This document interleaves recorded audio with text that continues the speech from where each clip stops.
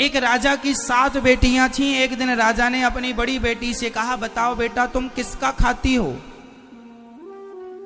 तो बेटी ने कहा, पिताजी हम आपका दिया खाती हैं। दूसरी बेटी से कहा, तुम किसका खाती हो? पिताजी आपका दिया खाती हैं। प्रजा से पूछा, तुम किसका खाती हो? बोले आपका दिया खाते हैं। सबसे पूछा, तुम किसका दिया खाते हो? बोले आपका दिया। राजा आप ही हमारे पालनहार हो, आपका दिया हम सब खाते हैं। सबसे छोटी बेटी से कहा, बेटी तुम बताओ तुम किसका खाती हो? तब उस बेटी ने कह दिया, पिताजी हम भगवान का दिया खाते हैं, हम आपका दिया नहीं खाते। राजा को बड़ा बुरा लगा, उसे लगा हमारी इंसल्ट कर दी इसने, हमारा दिया खाती है और नाम ले रही है भगवान का। राजा ने कहा, कोई भगवान भगवान नहीं होता, अरे मैं तुम्हें खाने ना दूं तो तुम मर जाओगी। बेटी ने कहा, पिताजी तो आप करके देख लो। राजा बड़ा गुस्से में आया और अपनी उस बेटी का विवाह ऐसे आदमी से कर दिया जो बिल्कुल गरीब था और बिल्कुल बीमार था। गरीब था और बिल्कुल अचल था। अचल मीन्स एक कदम भी।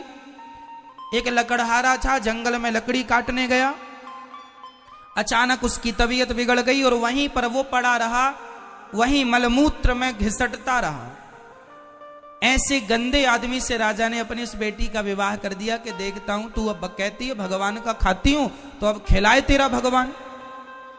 6 बेटियों का विवाह उसने अच्छे राजाओं के घर किया, राजकुमारों के साथ खानदान में किया, और एक बेटी का विवाह लकड़हारे से कर दिया, वो भी जो बीमार था, जो मलमूत्र भी वहीं कर रहा था, पूरा गंदगी थी, मक्खियां भिन्न भिन्न कर रही थी। उस लड़की को लगा कोई बात नहीं, विधाता की ऐसी ही मर्जी है।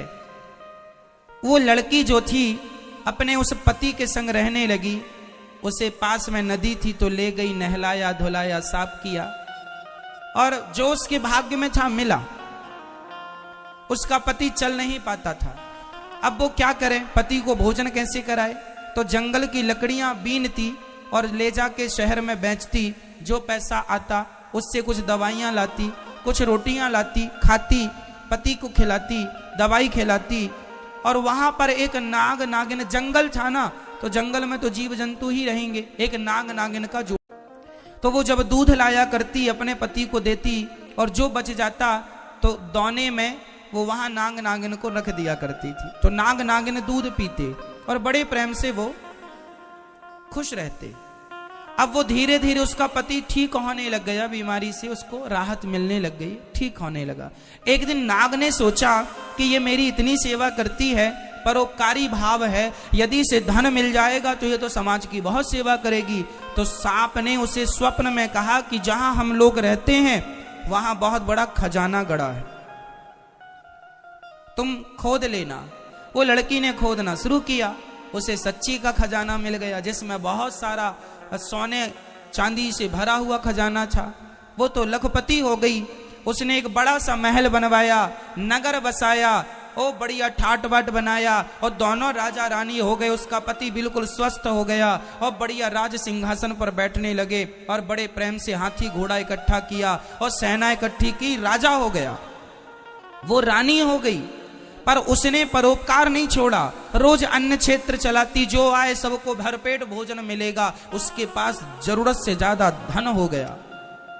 एक दिन वो सबको भोजन बांट रही थी तो उसने देखा कि लाइन में सबसे पीछे उसका बाप लगा हुआ और उसकी बहनें लाइन में लगी हैं भोजन के लिए।